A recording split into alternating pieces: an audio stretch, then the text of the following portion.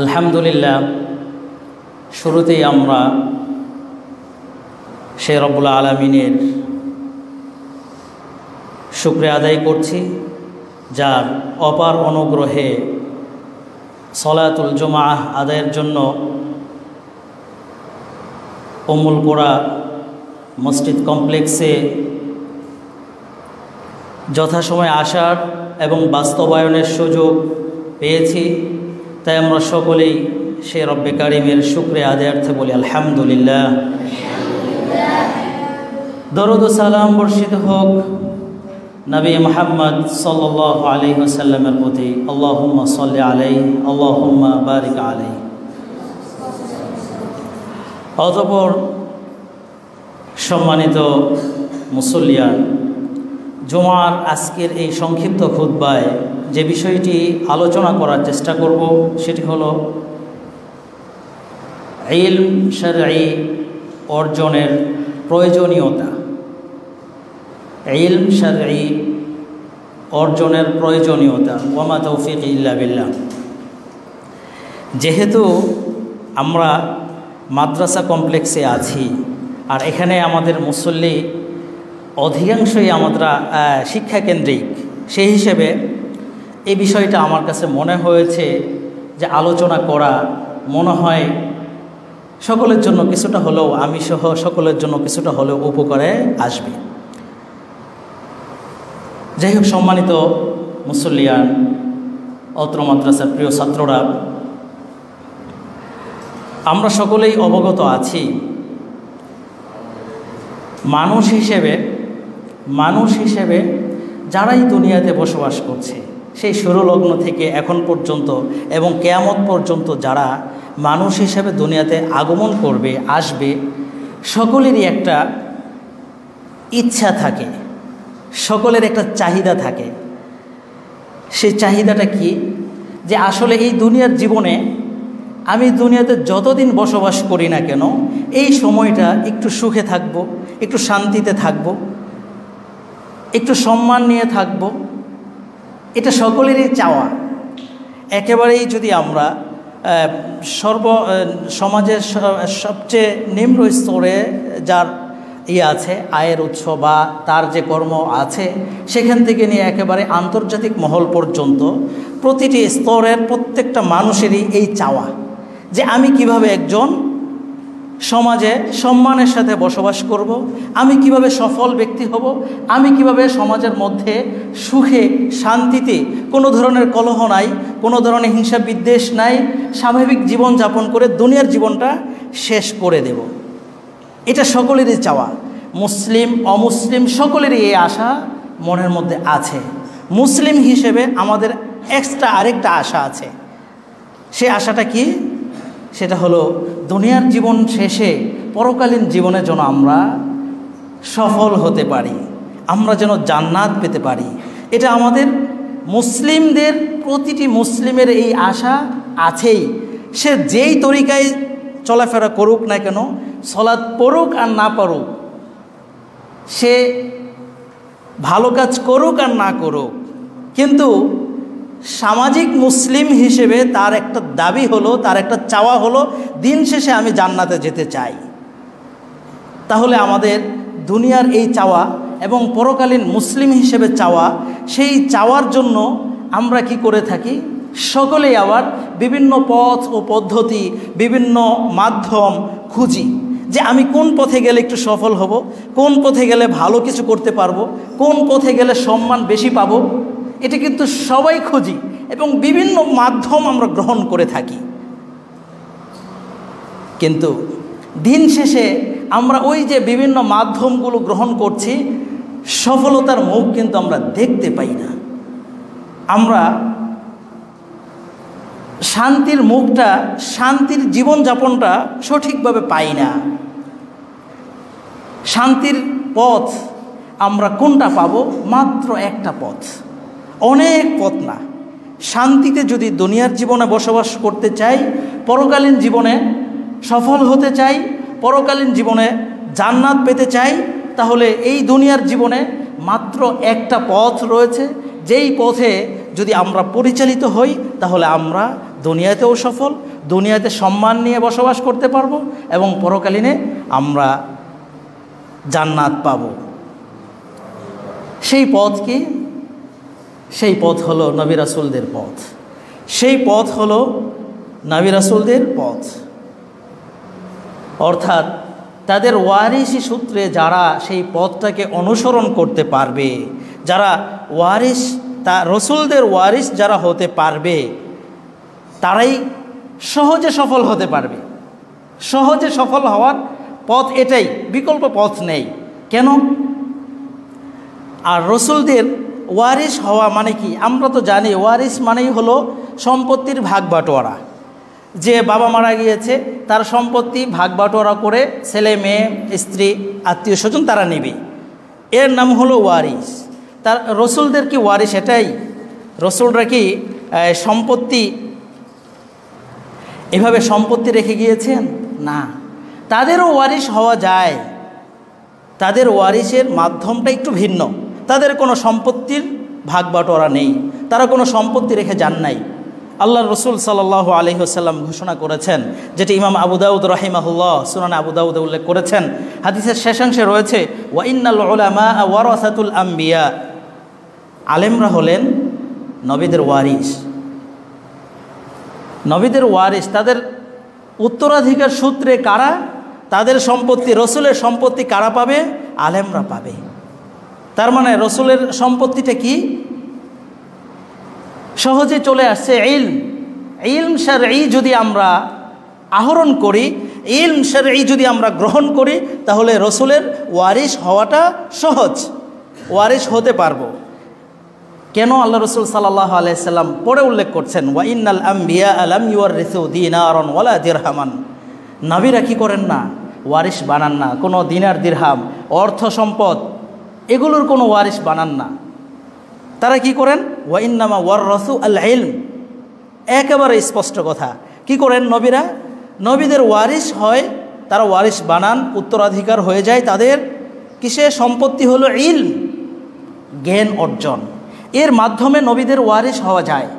যে এটাকে ভালো মতো গ্রহণ করবে সে পরিপূর্ণ অংশটা গ্রহণ করতে পারবে। অতএব তাহলে ইলম শারঈ এটা অর্জন করলে আমরা খুব সহজেই নবীদের ওয়ারিস হতে পারবো এবং এই দুনিয়ার জীবনে সফল হতে পারবো। দেখেন তো ইলমটা এটা কতটুকু গুরুত্বপূর্ণ। আমরা তো জীবন ধারণের জন্য, বেঁচে থাকার জন্য, আমার দেহটাকে সুস্থ রাখার জন্য খাবার গ্রহণ করে থাকি। আমরা যদি একাধারে কয়েকদিন না খাই তাহলে কি সুস্থ থাকবো? সুস্থ থাকবো না, অসুস্থ হয়ে যাব এবং কি মারাও যেতে পারি।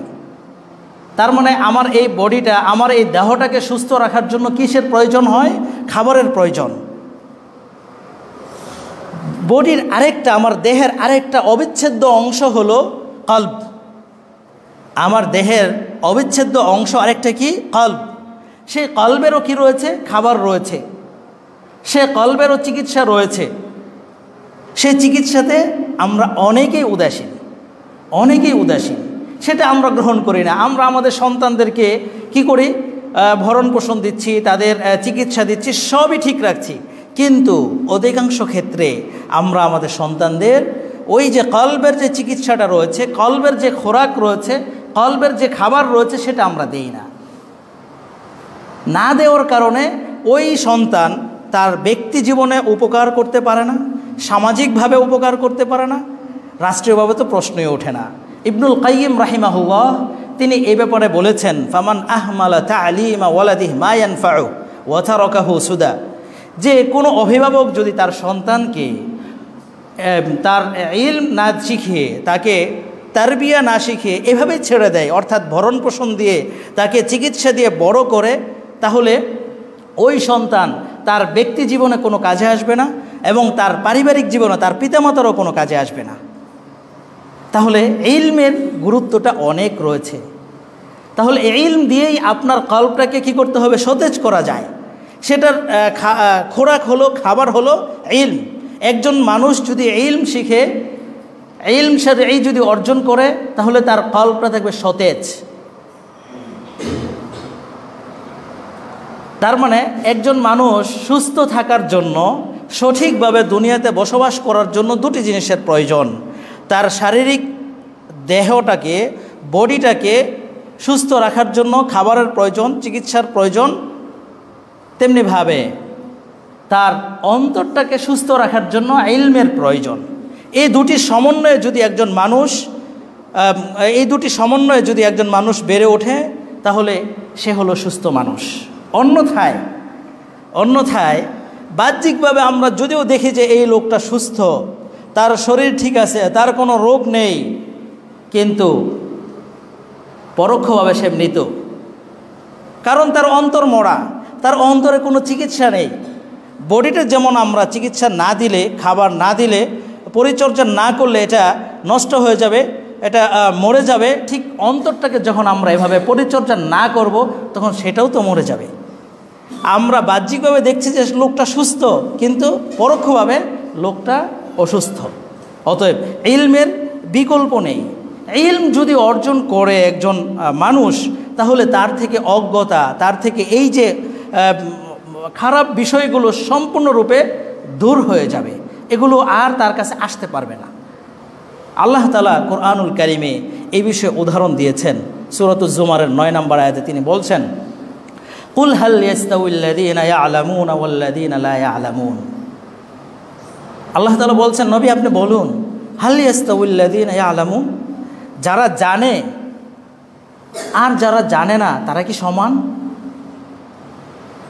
অর্থাৎ একজন ব্যক্তি একটা বিষয়ে তার দক্ষতা আছে, আরেকজন এই বিষয়ে দক্ষতা নাই। যেমন উদাহরণস্বরূপ যদি আমরা বলি, এখানে যে কনস্ট্রাকশনে যে বিল্ডিংটা নির্মাণ করা হয়েছে, যে প্ল্যানটা দিয়েছেন, এখানে বিল্ডিং তৈরি করতে, অবকাঠামো করতে রড, সিমেন্ট কতটুকু লাগবে, এই বিষয়ে একজন কি আছে, অভিজ্ঞ ব্যক্তি কি করেছেন, পরামর্শ দিয়েছেন। তার পরামর্শ মেনে এই স্ট্রাকচারটাকে দাঁড় করানো হয়েছে। এখন যদি এই বিষয়ে যে পারদর্শী নয়, মনে করুন আমাকে যদি বলা হয় আপনি কনস্ট্রাকশনের হিসাবটা দেন, কোন জায়গায় কয়টা রড লাগবে, তাহলে কি বিল্ডিং টিকবে না। তার মানে এই বিষয়ে যার জ্ঞান আছে সে কি, তার সাথে যার জ্ঞান নাই তার কখনোই তুলনা হতে পারে না, সমান হতে পারে না এই বিষয়ে। তেমনিভাবে ইসলামিক বিষয়গুলো, ইলম শারঈ যার মধ্যে আছে আর যার মধ্যে নাই, তারা কখনোই সমান হতে পারে না। এই জন্য আল্লাহ তাআলা এইভাবে উদাহরণ দিয়ে বুঝিয়েছেন যে তারা কখনোই কি নয়, সমান হতে পারবে না। আবার দেখেন, ইলমটা আমরা তো মনে করি এই দুনিয়ার জীবনে বসবাস করতে গেলে সম্পদের চেয়ে মূল্যবান কিছু আর কিছুই নেই। কারো যদি কোটিখানেক টাকা থাকে, কারো যদি কয়েক বিঘা জমি থাকে, তাহলে সে মনে হয়, অথবা সিলেট শহরে তার কয়েকটা কি আছে, ভবন আছে, সেই মনে সবচেয়ে সুখী এবং এটাই মনে সবচেয়ে বড় সম্পদ। আপনি দেখেন আলী ইবনে আবি তালেব রাদিয়াল্লাহু তাআলা আনহু, তিনি বলেছেন, চমৎকার একটা কথা বলেছেন। ইলমের উদাহরণ দিতে গিয়ে তিনি বলছেন যে ইলমটা হলো মালের চেয়ে, ধন সম্পদের চেয়ে উত্তম, অনেক উত্তম। ইলম ধন সম্পদের চেয়ে উত্তম। কিভাবে তিনি সেটা ব্যাখ্যা করেছেন, ইয়াহরুসুক আল ইলমু ইয়াহরুসুক ওয়া আনতা তাহরুসুল মাল। চমৎকার কথা বলেছেন যে ইলম, কারো যদি ইলম থাকে, ওই ইলম তাকে কি করবে, তাকে রক্ষা করবে, তাকে পাহারা দিবে। একজন ব্যক্তির ইলম আছে, জ্ঞান আছে, ইসলামিক জ্ঞান আছে, তাকে কি করবে, পাহারা দিবে, ইলম তাকে বাঁচিয়ে দিবে। এটা খারাপ কাজ করা যাবে না, শিরক করা যাবে না, মাজারে সেজদা দেওয়া যাবে না, মাজারে টাকা দেওয়া যাবে না, এটা তাকে শিখিয়ে দিবে। কে বিরত রাখবে, কে, ইলম তাকে পাহারা দেবে। অর্থাৎ তার পাহারাদার, তার বডিগার্ড হলো তার ইলম। সে জেনে শুনে বুঝে কখনোই খারাপ কাজে লিপ্ত হবে না।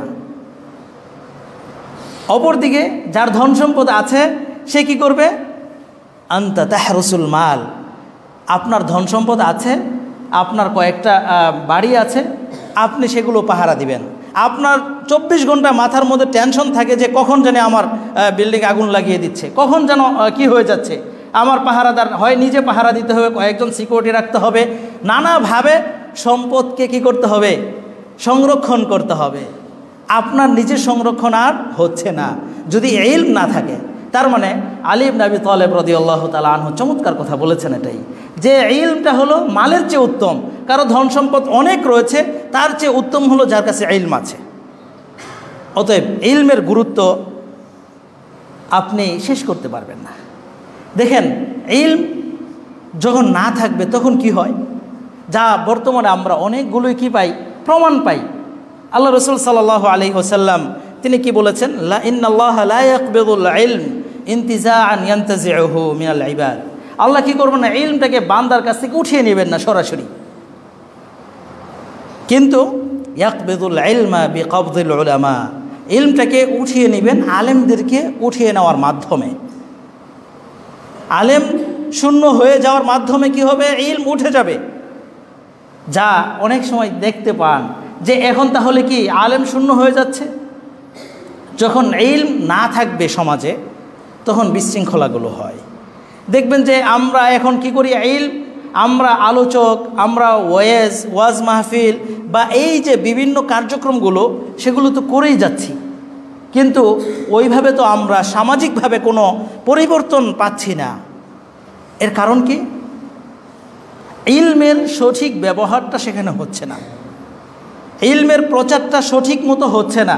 আমরা একজন আলোচক, একজন বক্তা, একজন ওয়াজ মাহফিলের আলোচক নির্বাচন করে মুখরোচক বক্তা দেখে, যিনি খুব সুন্দর করে মানুষকে হাসাতে পারবে, মানুষকে কাঁদাতে পারবে, তাকেই আমরা নির্বাচন করি, যাতে করে সমাজে মানুষ বেশি হয়, আলোচনাটা খুব সুন্দর হয়।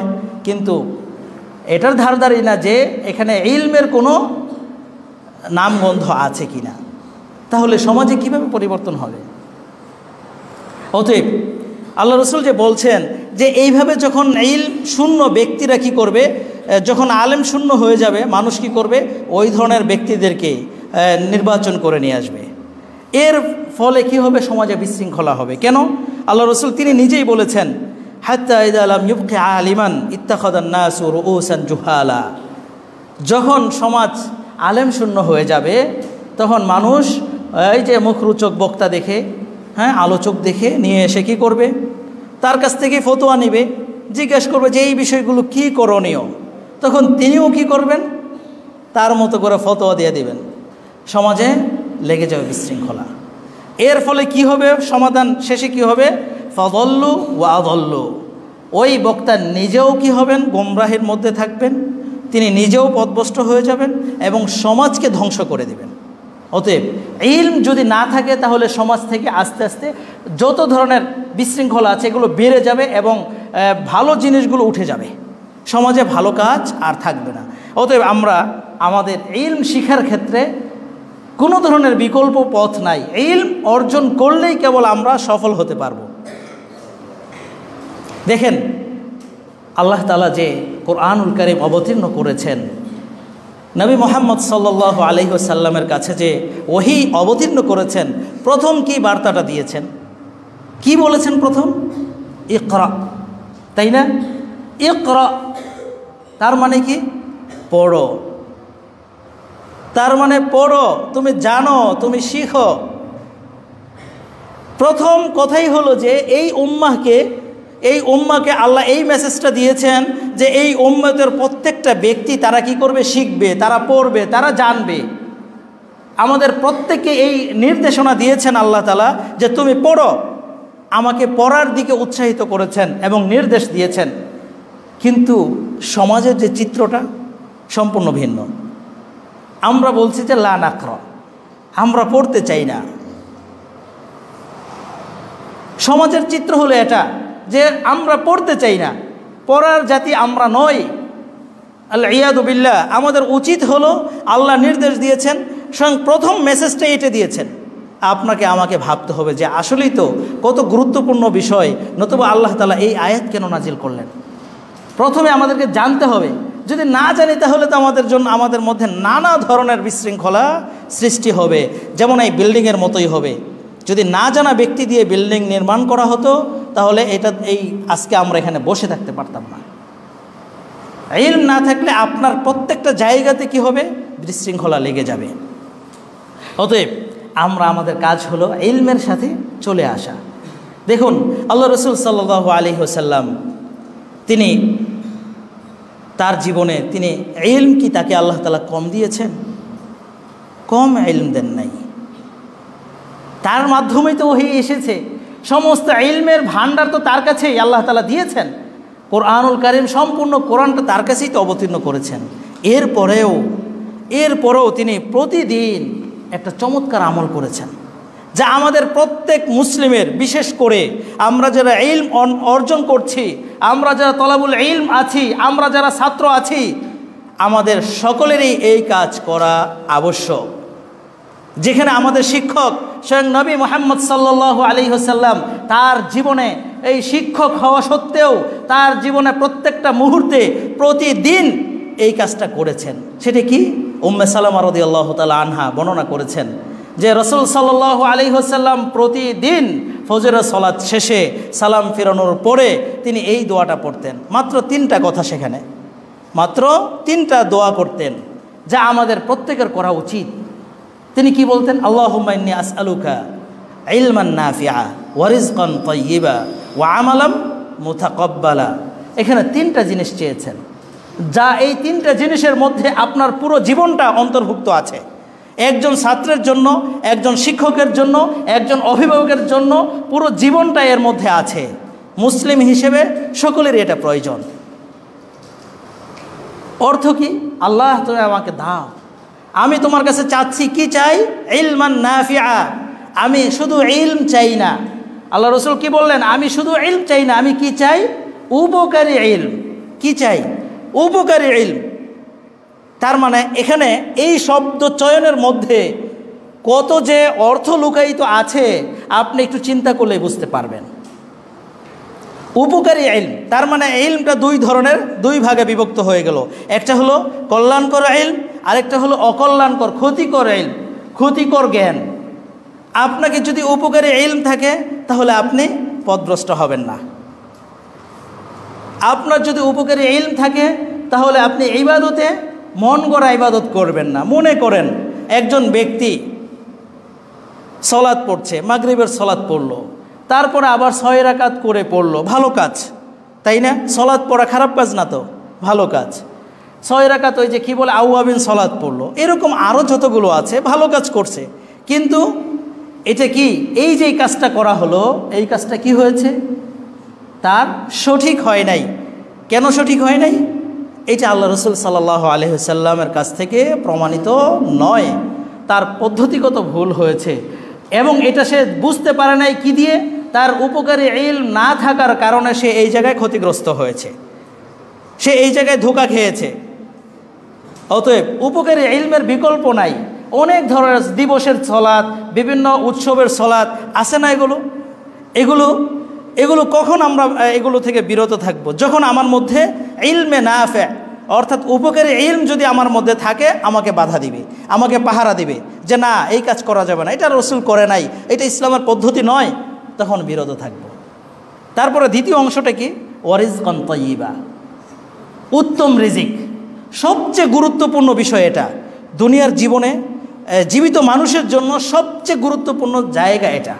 এই জায়গাতে আমরা অনেকে হোঁচট খেয়ে যাই, অনেকেই ধোঁকা বিপদে পড়ে যাই। উত্তম রিজিক, আল্লাহ রাসূল বলেন না রিজিক দাও আমাকে, আল্লাহ তুমি আমাকে রিজিক দাও, এটা বলেন নাই।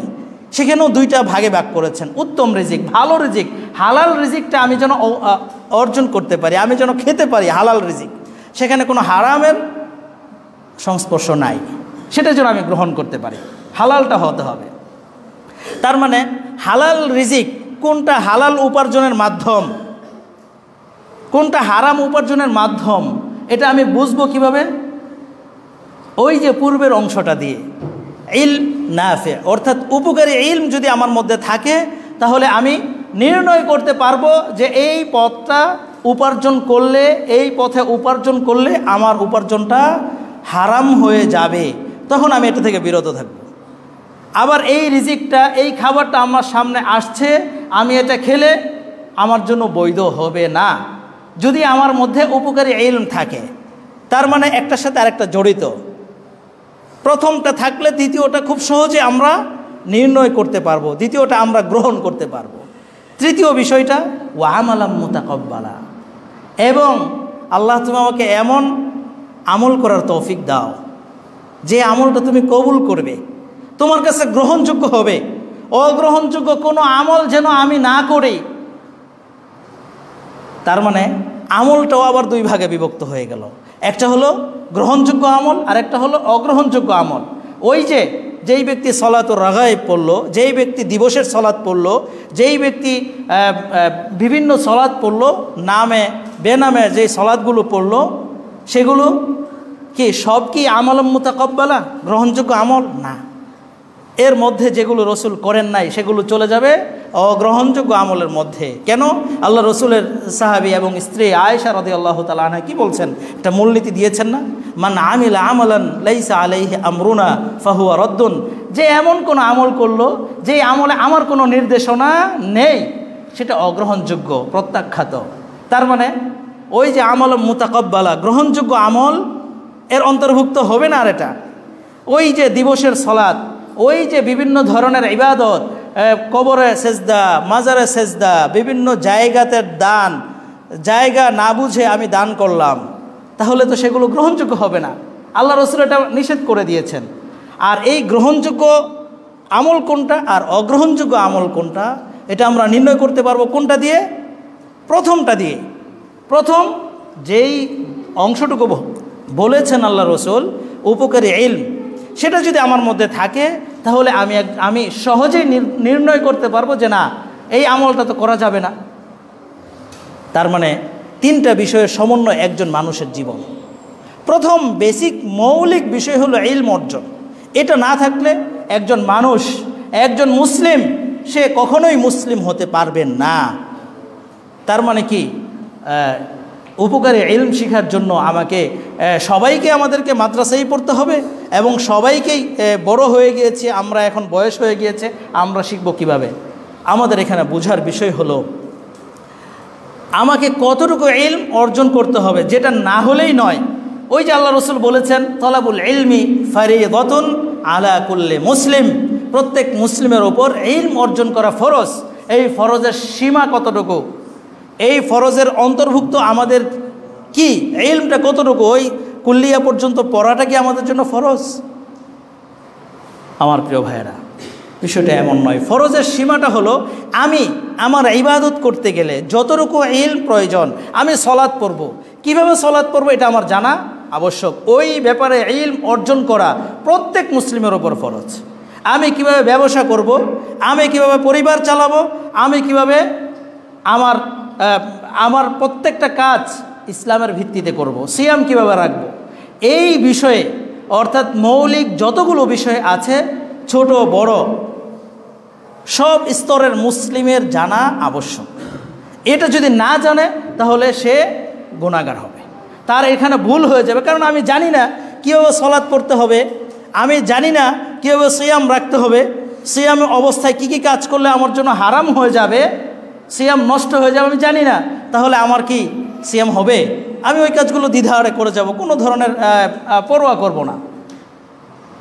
এই জন্য আমাদের ওই পরিমাণ ইলম শিখা প্রত্যেক মুসলিমের উপর আবশ্যক। এছাড়া আমরা যারা মাদ্রাসায় পড়ছি, তোমরা যারা আছো, তোমাদের একটা বড় দায়িত্ব হলো যে ইলমের গভীরতা, ইলমের বিষয়ে, যেমন সলাতের পরিপূর্ণ বিষয়গুলো, সলাত পড়তে গেলে কি কি প্রয়োজন, একেবারে খুঁটিনাটি যা আছে সব বিষয়গুলো তোমাদের জানা উচিত। সেখানে আহলুল ইলমগণ বলছেন এটা ফরদে কিফায়া। যেহেতু আমরা তলেবুল ইলম মাদ্রাসায় পড়ছি এবং এই কারিকুলামে আমাদের সিলেবাসগুলো হচ্ছে, সেই হিসেবে আমরা এই বিষয়গুলো তোমাদের জানা আবশ্যক। এজন্য আমাদেরকে কঠোর পরিশ্রম করতে হবে, যেন আমরা এই সময়টা তো আর পাবো না। যখনই আমার কুল্লিয়া শেষ হয়ে যাবে তখন তো আমি আর সানবিয়াতে ভর্তি হওয়ার সুযোগ পাবো না। অতএব প্রত্যেকটা জায়গাতে যখন যেই দার্স হবে, সেই হাদিসটা, সেই ক্লাসটা আমাকে খুব মনোযোগ সহকারে নিতে হবে, যাতে করে আমার কাছ থেকে কোনো একটা জিনিস ছুটে না যায়। কেন এটা করতে হবে? আল্লাহ রসুল সাল্লাল্লাহু আলাইহি ওয়াসাল্লামের সাহাবী আবু দারদা রাদিয়াল্লাহু তাআলা আনহু, তিনি মদিনা থেকে রসুলের পরে তিনি কোথায় ছিলেন? দামেস্কে ছিলেন। ঠিক আছে, দামেস্কে ছিলেন।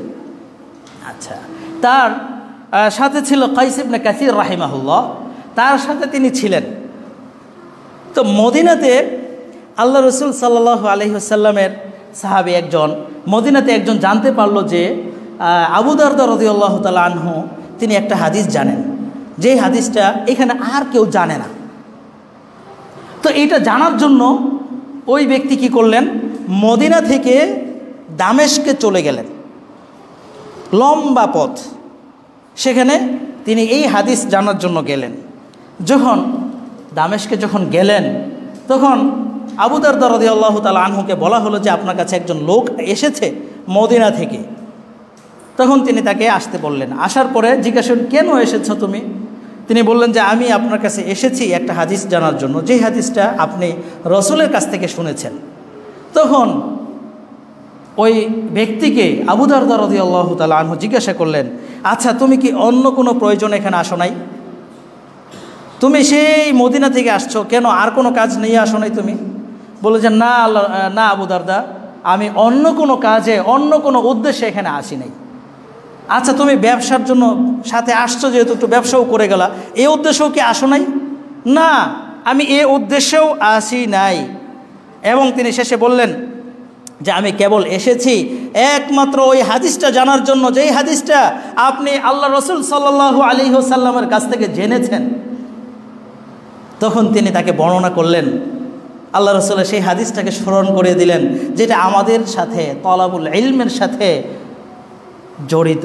মান সালাকা তরিকান ইয়ালতামিসু ফিহি ইলমান সাহালাল্লাহু লাহু তরিকান ইলাল জান্নাহ।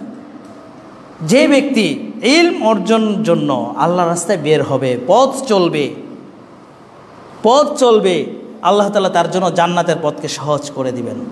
তার মানে আবু দারদার কাছে কোত্থেকে, মদিনা থেকে দামেস্কে গিয়েছেন একটা হাদিস জানার জন্য। আমার বোঝানোর উদ্দেশ্য হলো, আমরা যারা ইলম অর্জন করছি, আমরা যারা এখানে আছি, আমাদের তো এখন ইলম অর্জনটা অনেক সহজ। মাদ্রাসায় পড়ি অথবা আমাদের বয়স হয়ে গিয়েছে, পড়ার সুযোগ হচ্ছে না, তবে স্কুল কলেজ ইউনিভার্সিটিতে পড়া হয়। ইলম অর্জনের অনেক মাধ্যম আছে আমাদের হাতের কাছে। এখন আমরা শুধু প্লেটে ভাত দেওয়ার মতো, ভাত দিয়েছে, পরিবেশন করে রেখেছে, আমরা শুধু গ্রহণ করব। আর সাহাবী একটা হাদিস জানার জন্য তিনি কি করেছেন, কয়েক দিনের পথ অতিক্রম করে সেখানে গিয়ে মাত্র একটা হাদিস শিখেছেন। আর আমরা কত হাদিস শিখতে পারছি। সুযোগ, আল্লাহ তাআলা এই সুবর্ণ সুযোগ আমাদেরকে দিয়েছেন, এই সুযোগ আমাদেরকে কাজে লাগাতে হবে। যদি আমরা হাতছাড়া করি তাহলে আমাদের জন্য, আমাদের চেয়ে হতভাগা আর কেউ হবে না। অতএব আমি বলবো, রসুল সাল্লাল্লাহু আলাইহি সাল্লামের সাহাবীদের আদর্শ, তারা তো ছাত্র ছিলেন, আল্লাহ রসুলের ছাত্র তারাই। আল্লাহ রসুল সাল্লাল্লাহু আলাইহি ওয়াসাল্লাম তিনি শিক্ষক হিসেবে ছাত্রের জন্য দোয়া করেছেন, তার দোয়া কবুল করেছেন আল্লাহ তাআলা। অতএব আমরা যারা ছাত্র আছি, আমাদের জন্য তো আমাদের শিক্ষকরা দোয়া করবেন, যদি আমরা আদর্শ ছাত্র হতে পারি। আল্লাহ রসুলের সাহাবী, তাদের মধ্যে বড় বড় মুফাসসির হন নাই? আব্দুল্লাহ ইবনে আব্বাস রাদিয়াল্লাহু তাআলা আনহু, যার যদি আমরা কোরআনের তরজমা পড়তে যাই, তাফসির পড়তে যাই, এমন একটা আয়াত পাওয়া যাবে না যেখানে ক্বালা ইবনে আব্বাস রাদিয়াল্লাহু আনহু বলেন নাই, এমন একটা আয়াত পাওয়া যাবে না। প্রায় সব জায়গাতে তার কি আছে, ব্যাখ্যা আছে। কেন, এটা কিভাবে হয়েছে? এমনিতেই হয়েছে। আল্লাহ রসুল সাল্লাল্লাহু আলাইহি সাল্লাম তার জন্য দোয়া করেছেন, তার শিক্ষক ছাত্রের জন্য দোয়া করেছেন, আল্লাহুম্মা ফাক্কিহু ফিদ্দীন ওয়া আল্লিমহু তা'উইল। তার শিক্ষক দোয়া করেছেন, আল্লাহ আব্দুল্লাহ ইবনে আব্বাসকে কি করো, তাকে ফিকহি জ্ঞানটা তুমি দান করো, ইলমের গভীরতা দান করো, এবং তাকে কি করো, ব্যাখ্যা, ইলমের যেই ব্যাখ্যা, কোরআন কারীমের যে ব্যাখ্যাগুলো আছে সেগুলো তাকে শিক্ষা দাও, তাকে সেই জ্ঞানটা দাও। আবু হুরায়রা রাদিয়াল্লাহু তাআলা আনহু তিনি কি করেছেন, তার হাদিসের কিতাব পড়তে গেলে এমন কোনো অধ্যায় পাওয়া যাবে না যেই অধ্যায়ে আবু হুরায়রা রাদিয়াল্লাহু তাআলা আনহুর নাম আমরা বলতে হচ্ছে না। ক্বালা আবু হুরায়রা রাদিয়াল্লাহু তাআলা আনহু সমানেই আসছে। কেন এসেছে? তার জন্য তার শিক্ষক দোয়া করেছে, তার শিক্ষক তার জন্য দোয়া করেছেন। তার দোয়াটা কি ছিল? শিক্ষক তাকে বলছেন যে তার চাদরটা, তার গায়ের কাপড়টা, অর্থাৎ একটা কাপড় কি করেছেন, সেখানে দোয়া দিয়েছেন, তার গায়ে কাপড় মিশিয়ে নিয়েছেন। আমরাও তো ছাত্র, আমাদের শিক্ষকের কাছ থেকে আমাদের চাওয়াটা কি? আমরা আমাদের শিক্ষকের কাছ থেকে ইহতিরাম যতটুকু, যেটা ইহতিরাম বলে যাকে, কোনো খিদমাকে ইহতিরাম বলে না, কোনো মাথাটি বা পা টিটাকে ইহতিরাম বলে না। তার যে ইহতিরামটা আছে সেটা আমরা বজায় রেখে যদি তার কাছে যতটুকু আমরা শিখছি এটাকে যথাযথ তার কাছ থেকে আবার উপস্থাপন করতে পারি, তাহলে শিক্ষক আমার প্রতি সন্তুষ্ট থাকবেন এবং তিনি আমার জন্য দোয়া করবেন। তখনই আমরা কি হতে পারবো? এরকম আদর্শ ছাত্র হতে পারবো। এখনও যারা জগৎ বিখ্যাত আলেম হচ্ছেন, যারা জগৎ বিখ্যাত ব্যক্তি হচ্ছেন, তারা তো তাদের ব্যক্তিগত ফসল নয়, তারা তাদের শিক্ষকের ফসল। অতএব আমার প্রিয় ছাত্র ভাইয়েরা, তোমাদেরকে আজকের এই খুতবায় বলবো যে আসো আমরা একটু কোরআন এবং সুন্নাহকে শেখার জন্য নিজেকে, যেভাবে সব কিছু ত্যাগ করে এখানে এসেছো, সেগুলোকে বিসর্জন দিয়েছো, পরিবারকে বিসর্জন দিয়েছো, এখন শুধু একটু কষ্ট করে আমরা একটু কষ্ট করে ইলমটা যেন অর্জন করতে পারি। সেদিকে যত ধরনের কষ্ট হোক আমরা যেন ইলমটা, শিক্ষক কি বলছেন প্রত্যেকটা কথা যেন আমরা শুনে মেনে বুঝে সেটাকে আমরা আবার প্রচার করতে পারি। দেখো, প্রচারের ক্ষেত্রে আল্লাহ রসুল সাল্লাল্লাহু আলাইহি ওয়াসাল্লামের সাহাবীরা কতটা এগিয়ে আছেন। উদাহরণস্বরূপ যদি আমরা বলি, আব্দুল্লাহ ইবনে হারিস রাদিয়াল্লাহু তাআলা আনহু, তিনি কি করেছেন? তিনি বলছেন যে আমি আল্লাহ রসুলের কাছ থেকে সর্বপ্রথম এই হাদিসটা আমি শুনেছি, আমার আগে আর কেউ শুনে নাই, আমার পূর্বে আর কোনো ব্যক্তি এই হাদিসটা শুনে নাই। সেটা কি? লা ইয়াবুলু আহাদুকুম মুস্তাকবিলাল কিবলা, কিবলামুখী হয়ে যেন কেউ প্রস্রাব না করে। এই হাদিসটা আমি আব্দুল্লাহ ইবনে হারিস সর্বপ্রথম রসুলের কাছ থেকে শুনেছি এবং আমি এটা কি করেছি? আমি সর্বপ্রথম ব্যক্তি যে আমি এটা প্রচার করেছি, মানুষের কাছে দাওয়াত দিয়েছি, শিখেছি এবং প্রচার করেছি।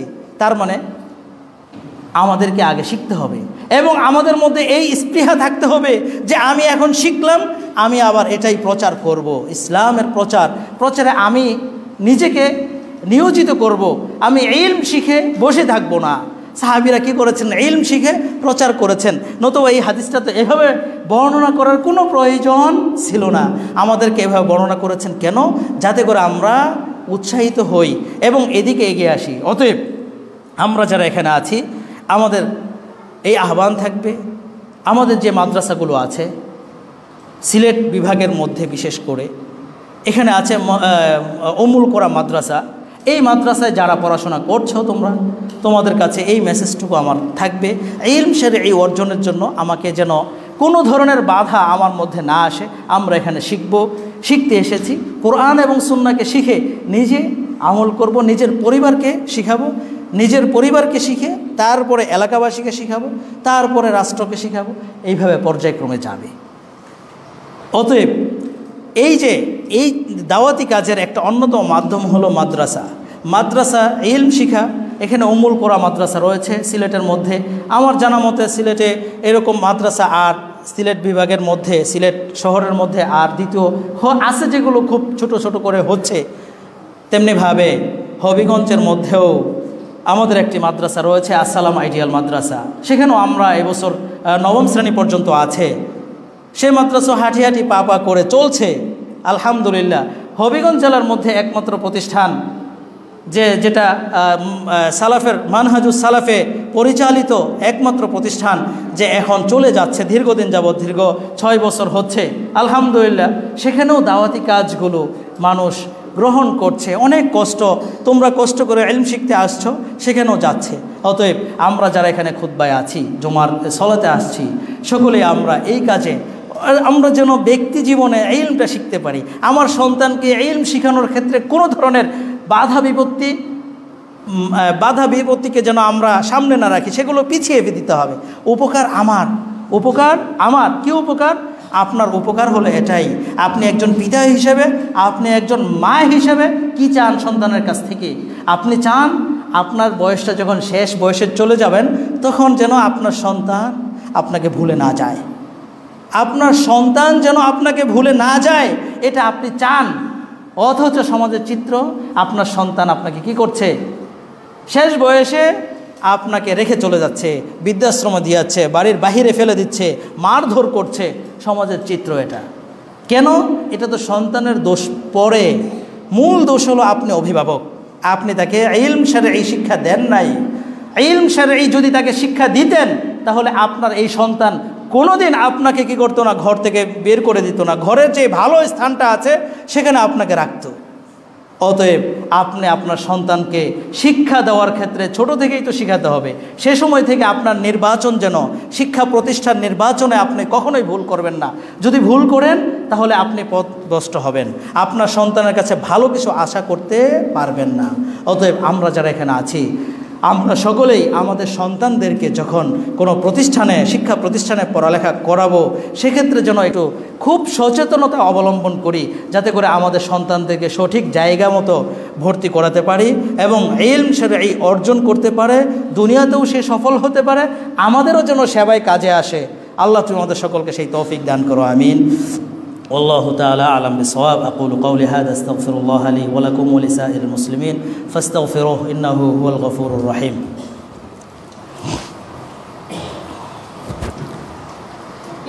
إن الحمد لله تعالى والصلاة والسلام على من لا نبي بعده. أما بعد، قال الله عز وجل: إن الله وملائكته يصلون على النبي يا أيها الذين آمنوا صلوا عليه وسلموا تسليما.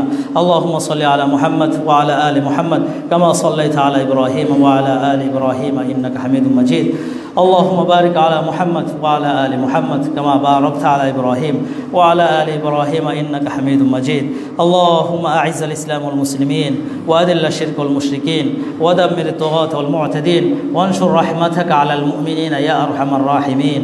عباد الله رحمني رحمكم الله، إن الله يأمر بالعدل والإحسان وإيتاء ذي القربى وينهى عن الفحشاء والمنكر والبغي يعظكم لعلكم تذكرون. فاذكروا الله العظيم الجليل يذكركم واشكروه على نعمه يزدكم ولذكر الله أكبر والله يعلم ما تصنعون. قوموا للصلاة.